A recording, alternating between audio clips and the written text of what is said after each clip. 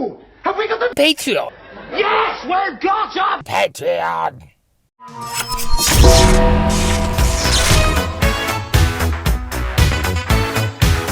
Hello interwebs, it's Scott from Admiralty Entertainment, and today we're looking at the WWE Elite Collection Ghostbusters Undertaker from Mattel. Mark Calloway as The Undertaker has been an iconic presence in WWE since he debuted at Survivor Series way back in 1990. The character's mythology has varied over time to suit storylines and the whims of WWE creative, but there's long been a level of supernatural presence in how The Undertaker is portrayed.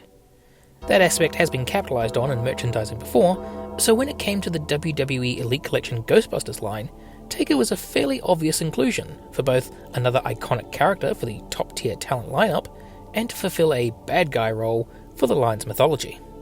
The packaging is very nicely done, with a black base generously coated in a vibrant green slime graphic dripping down the package and even onto the window of the box. The logos feel pretty balanced between both WWE and Ghostbusters, making it feel like a genuine collaboration rather than overpowered by either brand. The figure and accessories within are clearly visible on the Proton Stream WWE logo background, which by itself just looks plain awesome, and the image on the side of the box reflects this design of The Undertaker nicely. The opposite side is less exciting, with a simple nameplate and shiny black highlights mimicking the main Elite Collection design, and topped off with that gloriously gooey Elite Collection logo.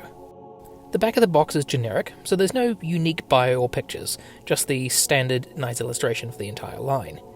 I particularly enjoy seeing The Undertaker using his lightning powers, since it's not only a callback to his wrestling persona, but also fits well with the other Ghostbuster big bads. The blurb reads, "When there's something strange in your neighborhood, who you gonna call? The ectoplasmic Undertaker rises from the grave to claim the WWE Championship for the land of the dead. So John Cena, Stone Cold Steve Austin, The Rock, and Shawn Michaels strap their proton packs to their backs to bring the title back to the WWE Universe." Out of the box, we get The Undertaker in his spectral form, his equally ethereal hat, and the ectoplasmic WWE Championship belt. Looking at the figure, this is far from the first Undertaker Mattel has made. He was in the very first wave of Elite Collection figures back in 2010, and there's been a hearse load of them since then. This version seems to share much of the same mould as that original figure. That's not a strike against anything though, as that figure was pretty awesome when it came out, and still holds up pretty damn well. The whole figure is cast in a translucent purple plastic, giving a bit of a snake eyes approach to the figure, but it works really well to capture the ghostly intent of the concept, and they haven't actually skimped on painted details as much as you might think. Beyond the piercing white eyes that do a really good job of drawing attention to his face, The Undertaker still has a lot of tattoos on him, rendered in purple on the purple body. It's a detail which could have easily been left off altogether, so the extra effort put into that really adds a nice level of texture. Coming back to the hands, the illustration on the back of the box has Taker in fingerless gloves, but the figure has what seems to be just regular hands, given the veining on the back of them, but with the addition of wrist cuffs similar to what's usually added with his MMA-style gloves. So I assume that this is supposed to be short gloves? But it does look a little odd on close inspection, and makes you wonder why they didn't stick with the MMA-style hands. Undertaker does come with his open crown hat, done in the same translucent purple plastic.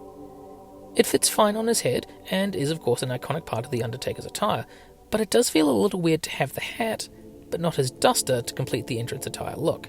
Of course, it would have been difficult to achieve the coat in a style that would fit with the ghostly look of the purple plastic, but if Mattel had been able to use a material similar to what Hasbro used on their Star Wars Black Series Force Spirit Obi-Wan, and the coat pattern for the WrestleMania 35 series Undertaker, I think it would have really elevated what's already a cool figure to an even higher level of an absolute must-have.